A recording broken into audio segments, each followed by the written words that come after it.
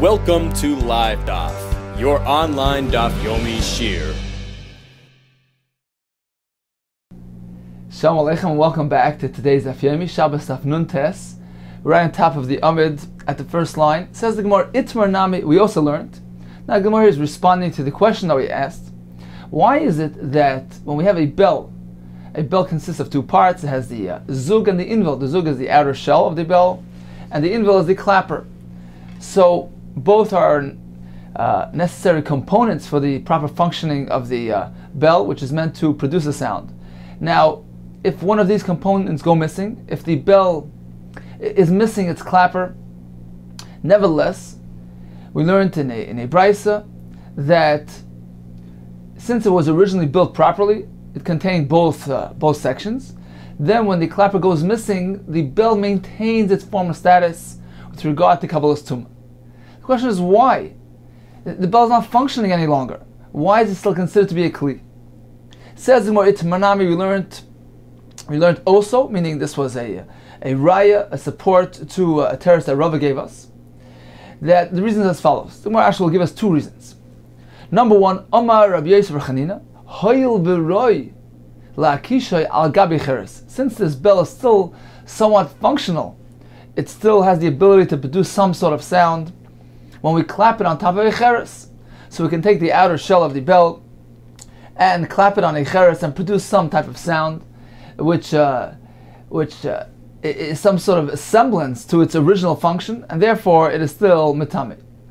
Once again, hoyil v'roi, since it has the ability la'akishay to go ahead and clap it al gabi cheres and to produce some sort of sound, so it still maintains its kli status and is not nullified altogether. Rabbi Yochanan Amar, hoyil v'roi legamea b'mayim latinaik. We have a different reason. It's still functional. In what capacity? Because we can use it to fill it with water to feed a child. To feed a child with this bell, it can be used as a cup. So apparently Rabbi Yochanan doesn't require that there be a semblance to its former function, even without the reason of the sound producing capability by clapping it on a kli cheres. It's still functional, it's still usable, it still has a shimush, it can be used as a cup. So these are two answers, two reasons why the bell whose clapper went missing is still considered to be a kli. It still maintains its former status. A, because it can still produce a sound. B, because Rabbi Yochanan, regardless of that svara, it can still function somewhat. It still has a shimush, can be used as a cup. Says the Gemara, apparently, for Rabbi Yochanan, Rabbi Yochanan implies that there's no need for there to be any semblance, any melacha rishayna, any resemblance to the former functioning capacity of the kli. Even if it merely serves as a cup, it's sufficient, even without the reason of the ability to produce a sound. Is that so? That even if it merely has some sort of function, you still consider it and regard it as a kli, even though it lost its primary function, its former status as a sound producer. Va'atanya, but haven't we learned in the brisa, which seems to indicate otherwise? Says the Gemara, we have a brisa, and we have Rabbi Lezer, and we have Rabbi Yochanan, who come to give a explanation to the brisa. And from Rabbi Yochanan's words, as he explains this brisa, it would seem that he holds an opposing view. He holds that something needs to have a semblance to its former function in order to maintain its kli status, in order to be considered to be the same kli as it was before. Let's take a look. V'atanya, we learned in the brisa, v'chol kli asher yeshiv olav. The pasuk is speaking about a seat of a zav. A zav is a tameh, and if he sits on a seat, he makes that seat tameh, a very stringent form of tumah, a tumah of avatuma, even though he doesn't actually come into contact with that seat. Suppose there are things in between that are being mafsik, interrupting between the zav and the chair. Nevertheless, this is a unique tumah where a zav is metamed this chair, the seat, It becomes tamei. We call it in this Gemara tumas medras. Medras literally means to trample. So this is a term used this type of tuma. Since the zav sat on it, it becomes an avatuma. It becomes tumas moishav. So the pasuk once again says, "V'chol kli asher yeshev olav." Any kli that the zav sits on becomes the avatuma. Says the Gemara, perhaps I would think that anything that he decides to sit on becomes the avatuma. Yachal, perhaps I would think, kaf hasa, he flips over a saw. This is a container which contains a saw, and he turns it upside down and decides to sit on it. V'yashav aleha, or kaf tarkav, he takes a smaller measurement of a half a saw. So tarkav stands for the words trei v'kav, 2, and another kav, for a total of 3 kav, which is half a saw, so 6 kav. So he takes this container, this measuring container of a tarkav, which is not meant to be used as a seat. He flips it upside down and he sits down on it. Kafa tarkav v'yashvaleh. Tame, perhaps here too, the zav can be metame these items and make them into a avatuma by having them considered as a moishav hazav. They are tame tumas medras. Talmud Loimar, Torah teaches us no. The Torah uses a special nukuda here. It says asher yeshev olav hazav. Why does the Torah use the word yeshev, which has a constant connotation? Yeshev is hoiva. It's something which is constant. Why doesn't it really say any kli on which the zav sat on yoshav olav? Why does the pasuk choose to use the word yeshev with the nukuda of eitzera yeshev? Apparently, the Torah is teaching us that it must be something which is suitable for yeshiva, something which is constantly used for sitting. Only something which is designated, which is appropriate to be sat on. To exclude this tarkav, which is not meant for sitting. They tell him it's a euphemism. It's as though these kalim, these containers are turning to the zav and saying, "Get off of us, Amoid, stand up. Let us do our work. Let us do our job. Let's perform our function. We're here to be filled with grain or whatever it is, which we're meant to use as a measuring cup. We're not meant to be turned upside down and to be sat on. We're meant to contain something. So get off of us and let us do our work." So since these things are not designated, not meant to be sat on, the Torah tells us that these are not regarded as a moishav azav. They're not tamei tumas medras, and they don't become an avatuma in this manner.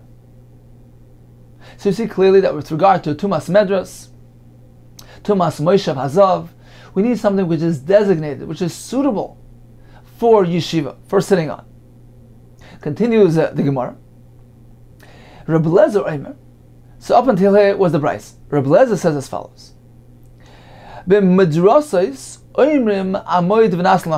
comes to tumas medras, then indeed we apply this term of amoid v'nasl nachtenu. Get off, let us do our work. Meaning that unless this item is suitable to be used as a moishav, as a seat, it will not turn into avatuma. However, when it comes to other tumas like tmei meis, we don't apply this principle. We don't say amoid v'nasl nachtenu. Now what does this mean? Explains Rashi. This applies twofold.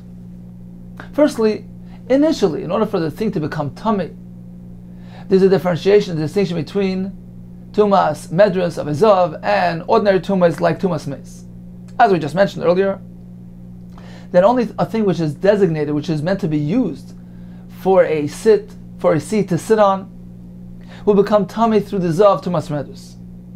Similarly, once the item becomes tummy tumas midras, let's say, for instance, we have a piece of material which contains which has the size which is suitable for tumas midras, which is 3 tfachim by 3 tfachim.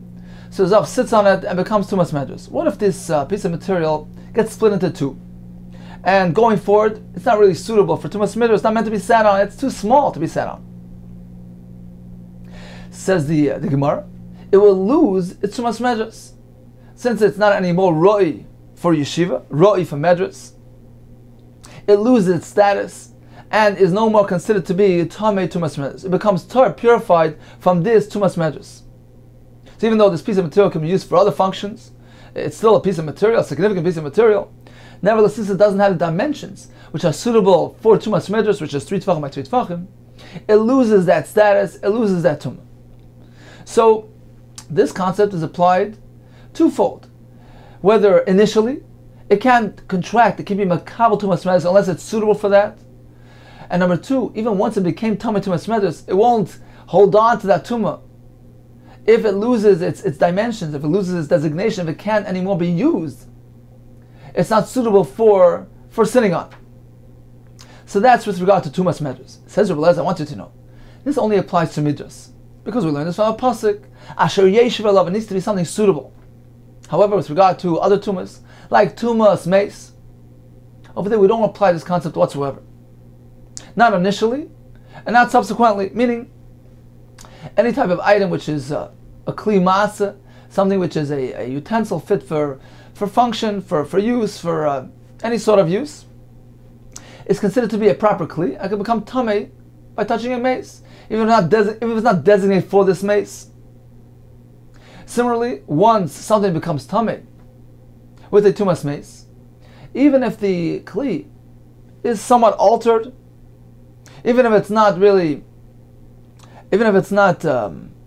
suitable for the original malacha. For instance, if we have a bell that became tamei, and now the clapper goes missing, according to Rebbe Eliezer, we don't require that this item has to consistently do the same function, maintain its same shimush as it was doing when it was makabel that tumah. It became tamei when it was functioning as a bell, as a sound-producing bell. Now it lost its clapper. It can still serve in some sort of capacity. For instance, it can be used as a container, as a cup to feed a child. Says Rebbe Eliezer, that's also okay. It maintains its tumah status. We don't say that amoid v'nasa malachtenu. We don't apply this concept of come, let us do our work. Meaning, even if it doesn't have the same function as it had originally, as long as it's still serving in some capacity, it's still considered to be a kli for something, it will retain its tumah status. So this change of function doesn't affect the status of tumah with regards to tumas meis.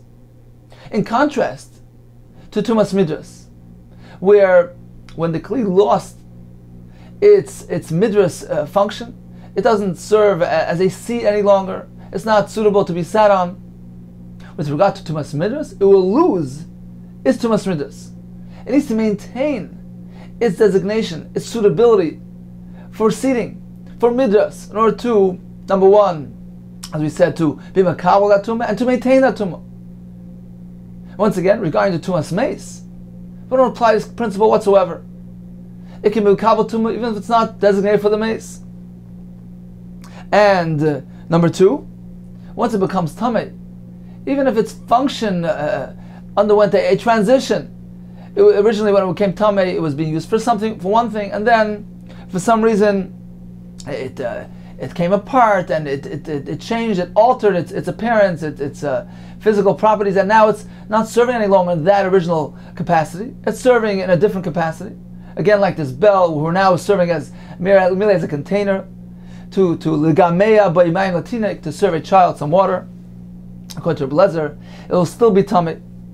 Let's take a look again inside. Rebbe Eliezer Omer, b'medrasos, when it comes to tumas midras, oimrim amoid v'nas malachtenu. We apply this concept. Come, let's do our work. Meaning, don't interfere with us. You can't be metamas. Tumas midras won't apply unless it is meant to be sat on. So it can't be makabel tumah. It's meant to be sat on, and it will maintain its tumah if it loses that status. It's only tamei as long as it's still functioning as a seat. However, with regard to tamei meis, we don't say amoid v'nas malachtenu. We don't require that the kli is designated for this tumas meis. Whether with regard to initially having the ability to makabel tumas meis, it can be makabel that tumah, even if it's not designated to be used for this meis. Number two, even if it undergoes a transformation and the function of the kli it changes somewhere in the middle, it is now serving a different purpose, a different function than it had been serving when it became tamei. We're not particular about it. And it still maintains its tumah. Rabbi Yochanan Amar, Af Omer b'tmei meis. Even when it comes to tmei meis, we apply this concept, Amoid v'nasa machtenu. Get up, let's do our work. Meaning, it needs to be performing the same function, or at least a semblance of the function which it had been performing when it was makabel tumah. So if the kli undergoes a transformation, it will only maintain its tumah status if, provided, that it's still serving somewhat in a similar capacity. It'll still be mishamish me'ein the malacha rishayna. So in the case of a bell, for instance, if the clapper disappears, the only reason why the bell will still be tamei is because it can still produce a sound. It can still be clapped on a cheres. So it's still serving somewhat in its original capacity. It needs to continue doing its malacha to be tamei. So in any case, we see clearly that Rav Yochanan holds that the only reason a kli will maintain its tumah status when it comes apart is if it can somehow still be meshamish, the me'ein malacha rishayna. It can still have a semblance to its original function. So we have a stira. Because back up on the beginning of the Amid, Rav Yochanan told us the reason why the zug is tamei without the invul. Why is the bell without the clapper still tamei? Because you can use it to feed the child. That's not a me'ein malacha rishayna. That's not a semblance of its original function. Says the Gemara, Eipach kamaisa. Let's switch around the opinions, the names. Meaning, in that original discussion with regard to the clapper that's missing from the bell, why is it tamei? We have two sheezes. Rabbi Yezir Chanina told us because it can still produce a sound by being clapped on a cheres. The shell can still produce some sound, which is ma'ein malacha rishayna. Rabbi Yochanan told us because it can serve as a cup. He says, well, let's switch things around. It was actually Rabbi Yochanan who said that the reason why it's tamei is because it can still perform me'ein malacha rishayna by producing a sound through clapping on a cheres. Let's switch around the names. Says, how do you know to switch those names around? Perhaps we should switch these names around. The Rabbi Lezer, Rabbi Yochanan, and say that, well, no, Rabbi Yochanan does not require a semblance of the malacha rishayna, as he had stated back up on the beginning of the Amid. It's this Rabbi Yochanan who got mixed up. These names will switch around. Rabbi Yochanan, the Braisa, should be switched to Rabbi Lezer and not require me'ein malacha rishayna.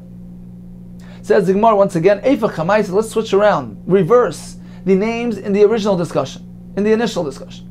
Says the Gemara, my chazis, why do you choose, why do you prefer, how do you know the Afas Chamaisa to reverse those names? Eifach Pas Raisa, switch around the names in the second discussion. Says the Gemara, I have a reason why I prefer that approach. Why? Hashamini le Rabbi Yochanan, because we heard elsewhere that indeed Rabbi Yochanan holds the boy me'ein malacha rishayna. Rabbi Yochanan requires a semblance me'ein malacha rishayna. How do we know that? This not as we learned in the Mishnah. Sandal shel behema shel matechas tamei. If there's a metal shoe of a behema, for instance, like a horseshoe, it's tamei. It's makabel tumah. And the question is, how come something which serves a behema is makabel tumah? We know that a tachshit or a malbush of a behema is not matamei. It doesn't become tamei. So why is this different? Why is this sandal shel behema, this shoe used for behema, tamei? It says more lemay chazi. What is it serving for? What benefit can it be serving that will give it the grounds that will serve the basis for its tumah? Says the Gemara, it's actually serving the adam, the person. In what capacity? Omar Rav Roy lishtes b'mayim b'machama. So the question was lemay chazi. How is it serving the person? Says Rav, yes, indeed, it can serve a person by using it to drink from it. So one can use it to drink from it water during wartime in the battlefield. So indeed, it's considered to be a kli shimush of an adam, and therefore it's makabel tumah.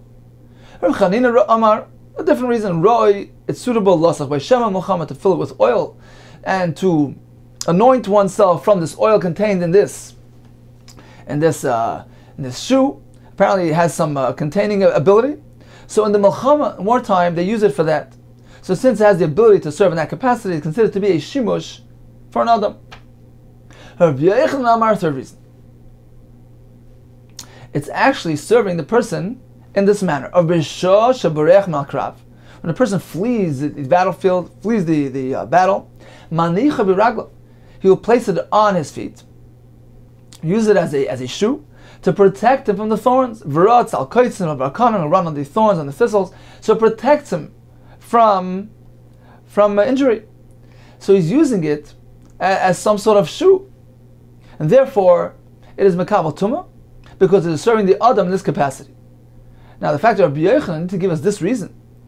Why is this sandal shebehema mekabel tumah? Because it is serving the adam not merely as a container to drink from it, to be sach shemen from it. Rabbi Yochanan insisted that the reason is because the person uses it as a shoe. So you see clearly that since it's only because of this reason, because it is still serving the Adam in a similar capacity as the sandal was fashioned for. It was fashioned to be used as a shoe for a behema, and it can still serve an Adam in this capacity. Apparently, we need a connection, we need a correlation. It needs to be serving me'ei malacha rishayna. We can't simply say that, well, it's going to be become tamei because it is a sandal of behema. Even though it's a sandal of behema, it will become kabel tumah because it can serve an adam in an entirely different context. That's not sufficient. To give it a kli status, to maintain its kli status, it needs to serve me'ein malacha rishayna. Since it was designated, it was fashioned to be used as a shoe, the only way that it will be makabel tumah is if indeed it can serve in a similar capacity for an adam as well. So you see, according to Rabbi Yochanan, we require me'ein malacha rishayna. It needs to serve in a similar capacity as the initial intent. Here too, now Gemara with the bell. The only reason why it's tummy when it loses its inval, its clapper, is because it can still currently pleasantly function me'ein malacha rishayna, to produce a sound which is a semblance of its earlier original intention and function. Okay, so therefore we conclude that evidently the names of the initial discussion between Rabbi Hanina and Rabbi Yochanan need to be switched around, need to be reversed. It was Rabbi Yochanan who maintained that the reason why the bell is metame is because it can still serve in its original function, original context, me'ein malacha rishayna, and can produce a sound by clapping it on a cheres. So Rabbi Yochanan is consistent. He holds you need me'ein malacha rishayna, it needs to produce a sound. And as Rabbi Yochanan told us later on, that with regard to Tmei Meis, we apply the rule of Amoid v'Nasal Nachtenu. It needs to still serve in a similar capacity in order for it to maintain its tumah. And Rabbi Yochanan, finally, regarding the sandal shel behema as well, tells us the only reason why the sandal shel behema is tamei, it was intended to be used as a shoe for the behema. Now, even though the person is using it to drink from it, etc., that's not sufficient to maintain its tumah status, to grant it a tumah status, to regard it as a shoe, which is makabel tumah, because using a shoe to drink from it doesn't grant the shoe any significance. It is a complete changeover. It's a different function. Rechan says the only reason why the sandal shel behema is regarded as a kli is because it can serve the adam as well in a similar function, to be used as a shoe. Concludes the Gemara, okay, we have three reasons for the sandal shel behema. Either because one can drink from it, one can use it to fill it with oil and to anoint himself, and finally to run away from the battlefield. It says, what is the halachic nafkamina? Is there a halachic ramification between these different approaches, these different reasons? My bein Rav Rav Chanina. What is the difference? Is there a halachic nafkamina between Rav's reason that it's roy l'shtes b'mayim, and Rav Chanina that it's roy losach b'shemen? Says the Gemara, the difference will be in a case if it's repulsive and it's not suitable to be used for a cup. So according to Rav, it's tar. According to Rav Chanina, it can still be used to fill it with oil. and therefore it's tummy.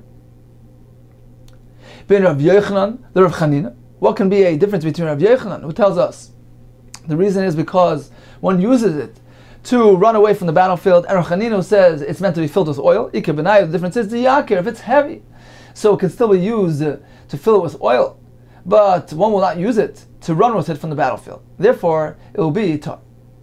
So in summary, we learned that in order for something to be makabel tumas medras, to be considered to be a moishav hazav, a seat of a zav, it needs to be royally shiva, suitable for sitting on it. You can't simply take a container and flip it over and decide to sit on it. Yes, that indeed is a requirement. And not only is it a requirement initially for the kabbalas tumah, but even once it became tameh, it will only retain that status as long as it's still usable for yeshiva. What about other tumas like Tmei Meis? Does it need to be Roy Mei Malachta Rishona? So once it becomes Tameh, and its use, its function was altered, its shape was altered, and it's no longer serving the initial capacity, is that still Tameh? We have a machlokes. According to the final version of the Gemara, Rabbi Yochanan holds that yes, it needs to still maintain its former function. It needs to maintain a semblance, at least, of its former function in order for it to retain its tummy status. According to Rabbi Lezer, that's not required. As long as it's still somewhat functioning, it's being mishamish in some capacity, that is sufficient. We conclude with the Gemara about the sandal shel behema, the horseshoe. Why is it tameh? Because it's serving the Adam. We have three reasons. It's serving the Adam to drink from it, to use it to fill it with oil, or to run from the battlefield. Continues the Gemara. The Mishnah told us an Isha may not walk out in Shusram wearing the Ir Shal Zav. My Be'ir Shal Zav. What exactly is this? Says the Gemara. Rabba Rachana of Yochanan, Yushalayim the Dahava. It's a gold piece of jewelry which contains the emblem of Yushalayim, which is depicted on it. Just as the one that Rav Akiva made for his wife. The Gemara in Dharam teaches us that there was a whole incident and that they were very poor, and Rav Akiva told us, if I'll have money, I'll get you this piece of jewelry. And indeed, according to the Gemara here, he indeed fulfilled his promise. So this is the Ir Shal Zav that we're speaking about, the piece of jewelry which contains the emblem or the engraving of Yerushalayim on it, and Isha may not walk out into Shusram wearing this. Tan Rabban learned in the Brayso, Lo Yiseitze Isha Be'ir Shal Zav. She should not go out wearing this Ir Shal Zav. If she does so, she's chayav chatas. We consider it as though she's carrying a load. Divrei Rav Meir. So this is a malacha min haTorah. According to Rav Meir, apparently it's too significant, too elegant to be considered a mere tachshet, a piece of jewelry. It's considered an item, a masa, a load, a burden, and it is a malacha deraisa. The Chachamim no, lo yiseitze. Indeed, she should not go out wearing it. But it's only midrabanan. V'miyatza sabtura. If she goes out, she's pater, meaning min haTorah. It's not considered to be a load. It's considered to be a tachshet, an ornamental item, and therefore it's not a masa. Midrabanan, however, they said it's also to walk out with these tachshitim, once again for concern that the Isha may remove it and display it to a friend, and this may result in carrying the item in Shusram. Reb Lezer Omer, a third shita, Yoitze Isha Be'ir Shal Zav l'chatchila. Even initially, the chatchila, she's allowed to go out wearing this Ir Shal Zav. Says in Rabbi Micah Miflagi, what is the basis for these opinions? Says the Gemara, Rab Meir Savar Masahu, it's considered to be a load. Therefore, it is a malacha min haTorah. Rabbanan Savar Tachshatu. It's a piece of jewelry, it's an ornament. So min haTorah, there's no malacha taking place. However, Dilma Shalfa Machvayalei. There's a concern that perhaps she might remove it, Umachvayalei, and display it. V'asi she may go ahead and carry it in Shusram. Therefore, the Chachamim prohibited the Isha from carrying it, from wearing it. For Rabbi Lezer Savar, there's no concern whatsoever. Why? Man darka lemeipak. Who is accustomed to go out wearing Bir Shal Zav? It's not something for the ordinary woman.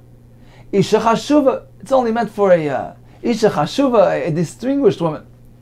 Isha Chashuva, And indeed, a distinguished woman, she will not remove it to display it. It's not something becoming of a isha chashuva. Therefore, there's no concern whatsoever. Says Rebbe Lezer, an isha chashuva who's wearing this ir shazav is allowed to do without any concern because she certainly won't remove it and display it.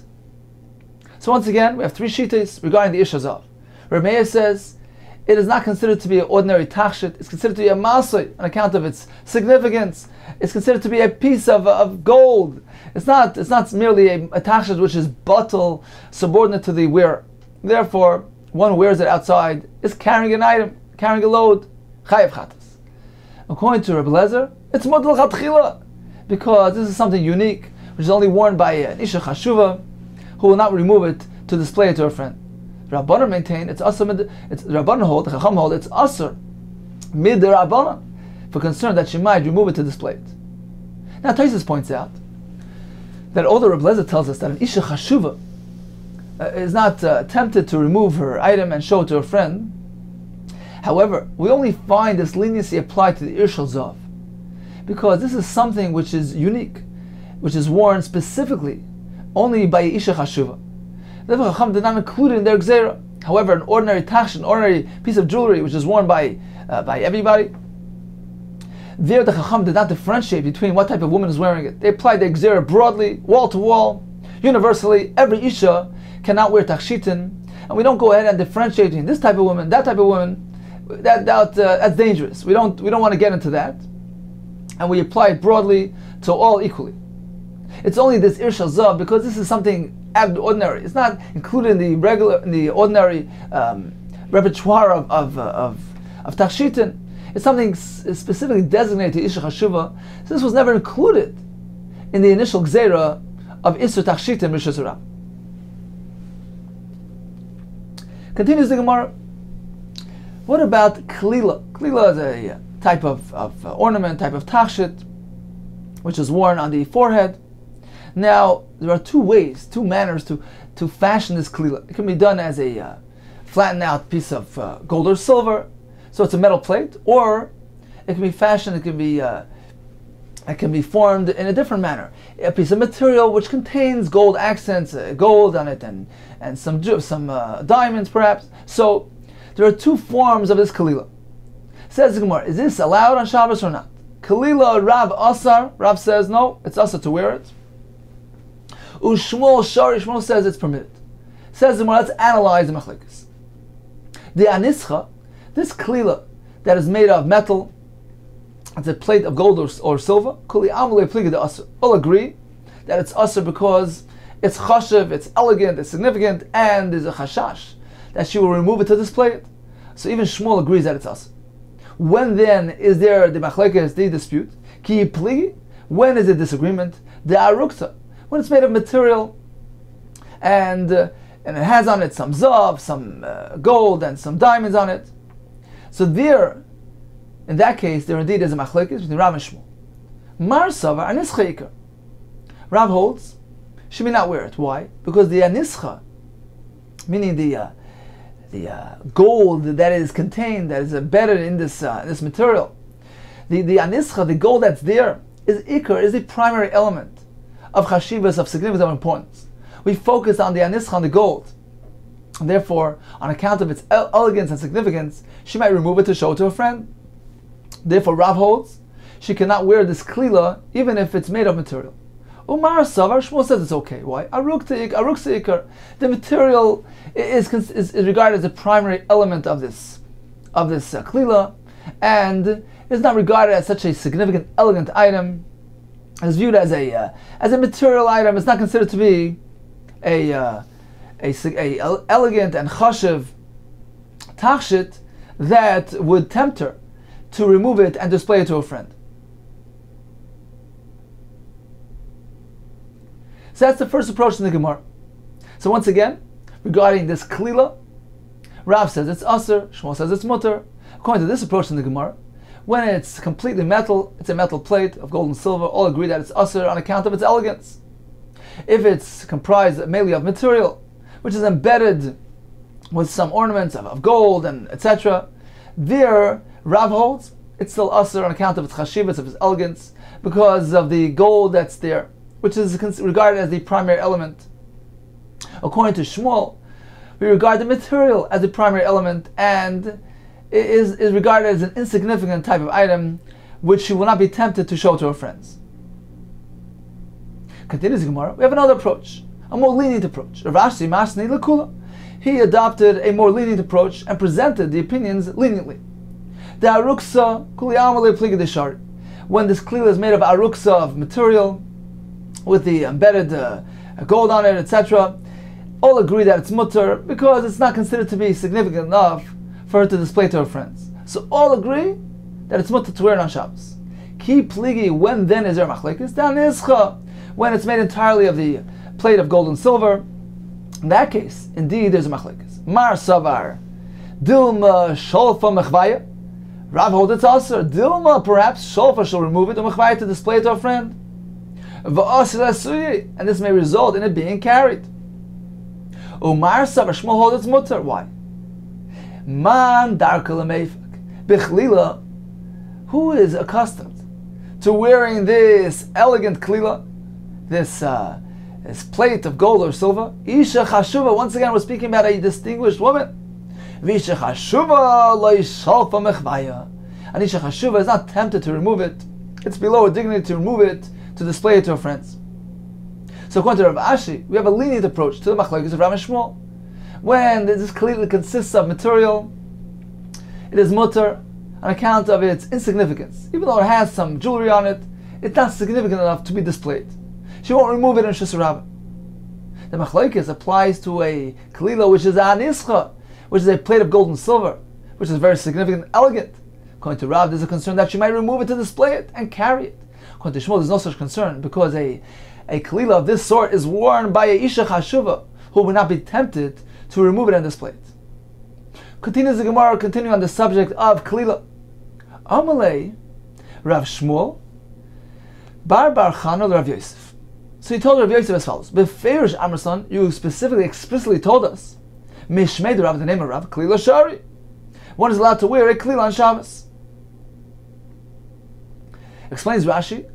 Apparently he was telling to Rav Yosef that apparently you adopted the view of Rav Ashi that holds that when it is comprised of material aruksa, all agree that it's mutter. Even Rav agrees that it's mutter.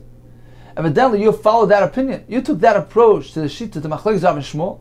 Therefore, when you told us in the name of Rav, even Rav holds that a klila is mutter, apparently it was pertaining to a klila made of material.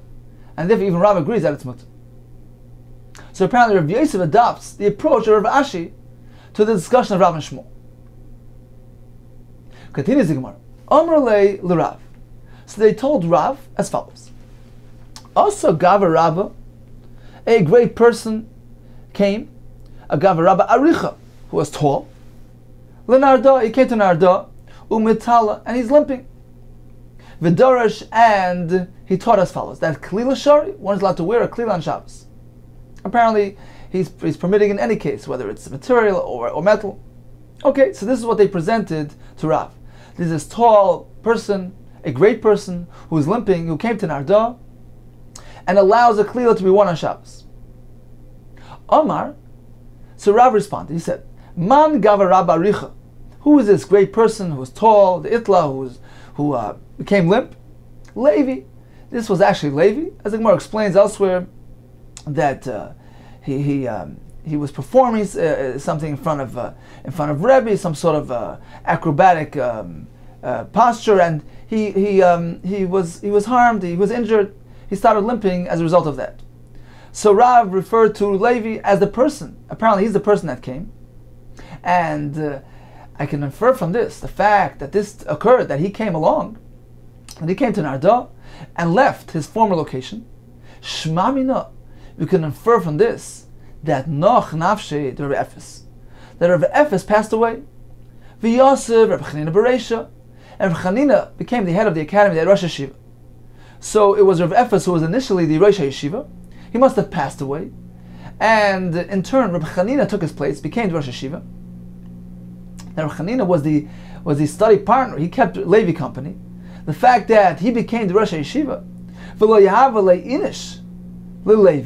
Levi did not have any more a person, a company, to sit by him. Meaning he didn't have a chavrusa, he didn't have company any longer, because Rabbi Chanina went into the Beis Medrash and became the Rosh Yeshiva, and therefore, as a result of that, because he had nobody to associate with, and therefore he got up and came over here to Nardo. So that was Rav's interpretation of these events. The fact that Levi came, apparently, it's an indication that the Rosh Yeshiva Rav Efes passed away, Rav Chama took over, Rav Chanina took over, and Levi was lonely, and therefore he came alone to Nardo. Says the Gemara, okay, but how are you so sure this was the chain of events? Perhaps things occurred a bit differently. V'dilma, perhaps. Noch nafshi Rabbi Chanina. It was Rabbi Chanina who was Shmuel's partner. He was the one who passed away. Rav Efes the Koi. Rav Efes, who was Rosh Yeshiva, he remained in place. He's alive and well. Why then did Levi come along? Because Levi's chavrusa passed away. Very simple. Levi did not have any person to sit with him. And therefore he came to Nardo. So how did Rav know to conclude from this incident, and the fact that Levi comes to Nardo, that it was the Rosh Yeshiva of Efes who passed away? Rav Chanina takes over, and Shmuel leaves his post and comes here as a result of that. Perhaps Rav Efes is alive and well. It was Rav Chanina, who was Levi's study partner, who passes away. As a result, Levi came. Says the Gemara, that cannot be so. Why? Because if it was Rav Chanina who actually passed away, then Levi would not have come here. Levi Rav Efes make a kayifle. Levi would simply have entered the yeshiva and been subordinate to Rav Efes, because Rav Efes was older than him, and therefore he wouldn't have any qualms about being kaifif, subordinating himself to Rav Efes in the yeshiva. So apparently that's not what took place. That's not what happened. Apparently it was Rav Efes who passed away. Rav Chanina took over. Now Rav Chanina was not greater than Levi, therefore he found it difficult to enter the yeshiva of Rav Chanina and to be kafif to him, so to subordinate himself to the Rosh Yeshiva of Chama. Therefore, he avoided that situation and left his position and came here. So that's one reason, one way that Rav figured out the truth.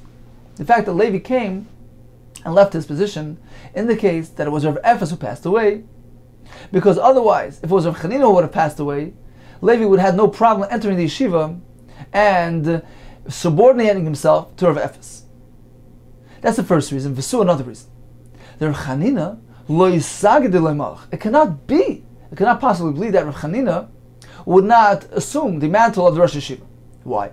Because when Rebbe was passing away, Omar, he announced as follows: Chanina Rav Chama Yosef Barosh. Rav Chanina Rav Chama should take the helm, should become the Rosh Yeshiva.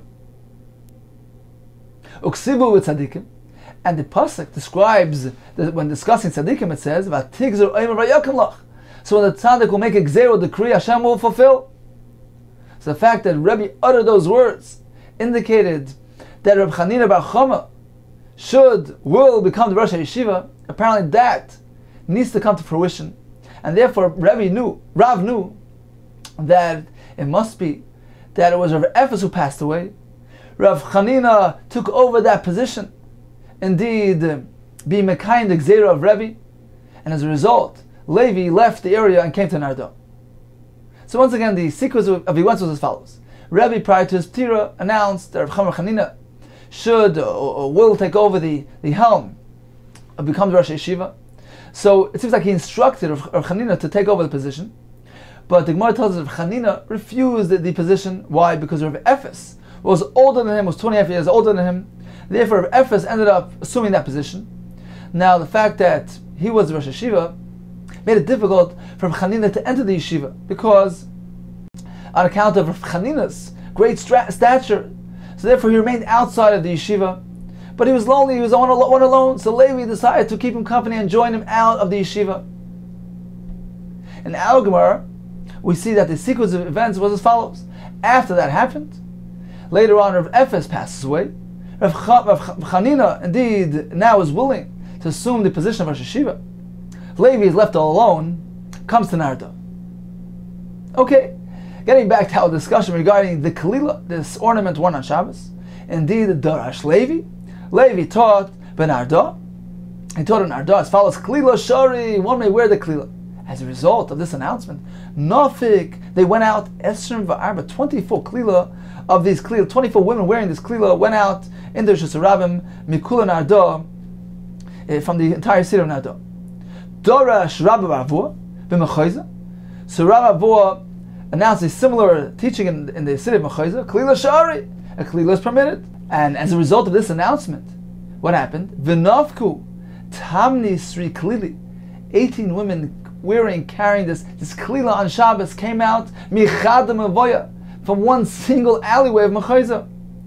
So as a result of this announcement, from one alleyway alone, 18 women came out on Shabbos wearing this Kalila. Continues the Gemara, Omar Rav Yehuda, Omar Rav Shmuel. Kamra Shori. Kamra is an ornamental belt. It can be worn on Shabbos. Explains the Gemara. Ikad some say we're speaking about a kamra, which is made da'aruksa of material, which is studded with gold and diamonds, and it's mutter to wear it on Shabbos. Why? V'amar Rav Safra. The reason is midi dehava, because it is akin and equated to atalos masevis, as though one is wearing a gold embroidered garment. Certainly that's mutter. The Issa D'Rabbanan only applies to tachshitin, to items of jewelry which may be removed to display, but doesn't apply to a garment, as elegant as it may be. So this kamra, which consists of a material studded with gold and diamonds, is considered to be a malbush, a article of clothing. It's a belt. Therefore, it's mutter. Vikadamri, some say we're speaking about a belt. This kamra is danischa, which is a plate of gold or silver. It's not made of material. And still, it's mutter to be worn on Shabbos, because it's regarded as a belt, as an article of clothing, as a garment. Why? Midi dehava. Because the fact is that malachim, kings, wear this type of belt made of a flat piece of gold or silver, and since it's regarded as an article of clothing, a garment for a king, says Rashi, Kol Yisrael b'nei malachim, all of Klal Yisrael regarded as sons of part of a royal family, Hashem's children. Therefore, we indeed may wear this ornamental belt, even if it resembles the royal belts. Is considered to be an article of clothing, a beged, and there's no concern of removal to display. Amalei Ravina Ravashi, Kamra ilovei hemyanamai. Can one wear on top of his hemyana, which is the ordinary belt? Can he wear this kamra, this ornamental belt? She's basically wearing a double belt. Can this be done on Shabbos, or is it considered to be carrying? Why does he need two belts for? Amar lei, indeed, Ravashi told him, Terei hemyana kamras. We're speaking about two belts. Certainly, that's usher. It's redundant. It's considered to be carrying a masi. Omar Ravashi, Hayris Sukkah, this wide styled coat, can that be worn on Shabbos? If it has strands, it has straps, and it can be fastened to the wearer, shari, then it's mutter. But otherwise it's usher, because it may slip off and result in being carried on Shabbos. So in conclusion, we learned about the halacha of kalila. There's a machlekes between Rav and Shmuel. Rav says it's also to wear the kalila on Shabbos. Shmuel says it's mutter. There are two approaches. Number one, according to the first approach in the Gemara, if the kalila is made of a flat plate of gold or silver, all agree that it's usher on account of its elegance. It may be removed for display. If it's made of a material studded with gold and diamonds, according to Rav, it's usher, because she may remove it to display it. According to Shmuel, it's mutter, because it's regarded simply as an item, a material item of lacking significance and chashivas, and there's no concern about removal for display. According to the second version of the Gemara, when it is made of beged, all agree that it's mutter. The machlekes is only when it's made of the gold and silver.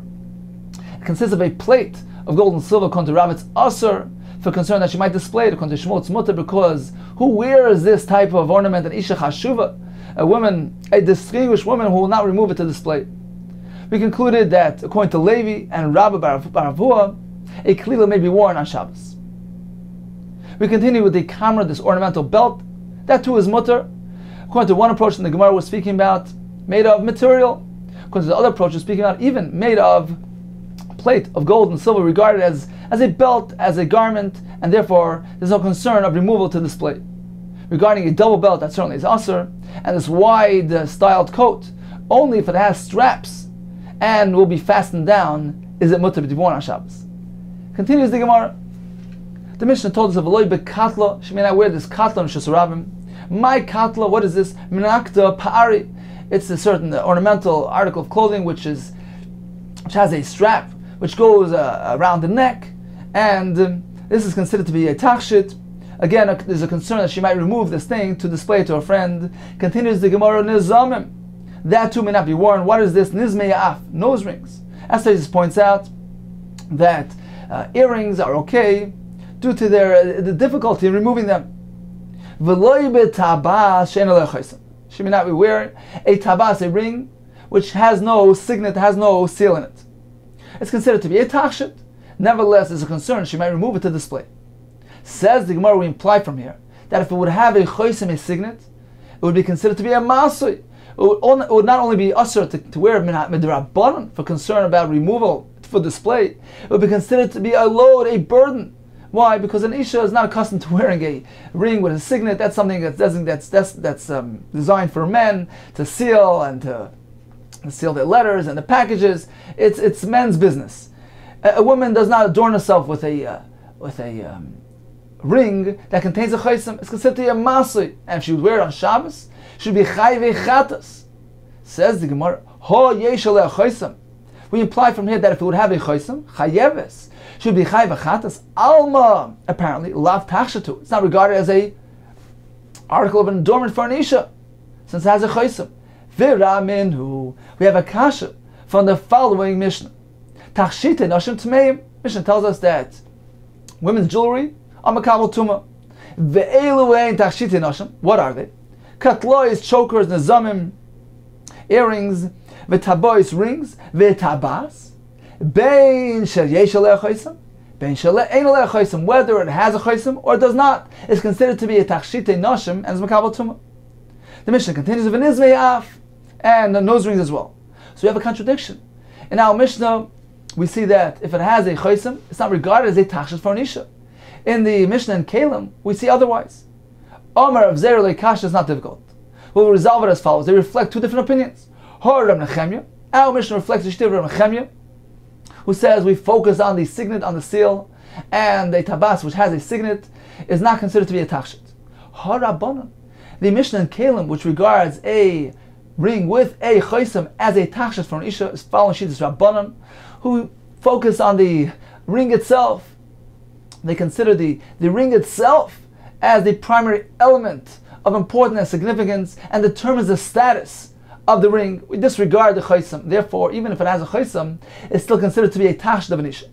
This Tanya is willing to the price. He shamateches v'chaysam shel almug. If we have a ring which is made of metal, but the chaysim signet is almug coral, tzumeya, this ring is makabel tumah, because although the mateches ring does not have a clay kibble, it doesn't have the capacity to contain something, it is not a container. Nevertheless, we know that a kli mateches is makabel tumah, even if it's something which doesn't contain pshute kli mateches are makabel tumah. Therefore, this ring is makabel tumah. But in the reverse, he shall almug, if the ring itself is made of almug, this coral material which is considered like an eitz, and an eitz needs to be a kli which is mekabel. It needs to be a receptacle in order to be makabel tumah. So if we have the ring of almug, but the chaysama shel matechas, although the signet is made of metal, tahira, we regard it as a kli which is not makabel tumah because we look at the ring itself as the the main element. It's the focal point of this item. It is what determines the status of this item. And therefore, since the ring itself is eitz, and the eitz here is not a receptacle, it's not a klei kibul, it is considered to be tar. So this is the shita of the Tanakama, who say we focus on the ring itself, on the body of the ring itself, not on the signet containing the ring. Reb Nechemya says no, we must focus on the signet which enables the functionality of this ring, and therefore when we have the ring of almug of eitz, but it contains a signet of mateches, it will be makabel tumah on account of the signet of mateches. Shoya Nechemya used to say as follows: we must follow this formula. Always look at the element which provides the functionality, which enables the use. For instance, with tabas, by a ring, we follow the signet. That determines the status of the ring. Ba'oil, when we have a yoke, some loinavs, the pegs which enable its function. B'koilov, we have a stand which was meant to hang merchandise in front of the store, had these nails attached to it. So although the stand is kli'etz and is not makabel tumah, but on account of its nails, it will be makabel tumah. Once again, b'koilov, with this stand, follow the nails. So we're speaking about different examples of kelim which are kli'etz, which will not be makabel tumah in their form. However, since we choose to focus on those elements that enable the functionality, which are matches, which are made of metal, therefore the whole entire kli is makabel tumah. So once again, we discussed the ring on account of its signet. We discussed the wooden yoke on account of its metal pegs. We discussed the coil of this beam, this pole, this stand, which follows the metal nails. Bisulam, regarding a wooden ladder, follow the rungs. If they're metal, and the entire sulam is makabel tumah. Ba'arsa, a scale, follow the chains. Although the horizontal and vertical poles are made of kli'etz, not makabel tumah, but the chain which holds the weighing pans, they are what determine the status of the kli, since they enable functionality. So this is the shita of Reb Chanani, of Reb Nichem. The Chachamim know. We follow the element of the kli which supports the kli, which is mamid the kli. We don't follow the signet, for instance, by the ring. We follow the ring itself, which supports, which upholds the signet. That's considered to be the essential element of this kli, and therefore they disagree. They hold that a metal, wooden ring, although it contains a metal signet, is considered to be a kli'etz, not makabel tumah. So getting back to our sterile contradiction, when we have a ring which contains a choisam, according to Reb Nechemia, it is not regarded as a klei tachshit for a woman. Why? On account of its signet, which is inappropriate for a woman. It's not regarded as an item of adornment for a woman. We focus on the signet, which is the main element here, which enables the functionality of the ring. So indeed, our Mishnah is following Shittas Reb Nechemia, who doesn't regard it as a kli tachshit for an isha. However, the Mishnah in Kelim, which tells us that what is an example of a woman's jewelry tachshit, a tabas, even if it has a signet, is following Shittas Rabbanan, who choose to focus on the mamid, on the ring itself, which upholds and supports the signet. And we regard it as a tachshit for an isha. We ignore the signet. The ring itself is a ring, and it is a tachshit for an isha. So even if it contains a signet, we regard it as a jewelry, a tachshit for an isha. Rava Amar, I'll give you a different answer to the stira. Let's dadim ktani. We must reinterpret the Mishnah in Kelim. The Mishnah says, tachshite nashim tmeim, and goes on to list examples, chokers, earrings, etc. Then the Mishnah proceeds to discuss rings. Bein sheyesh alei choisam, that's referring to a tachshit of an ish. And then, bein she'ein alei choisam is referring to a tachshit of an isha.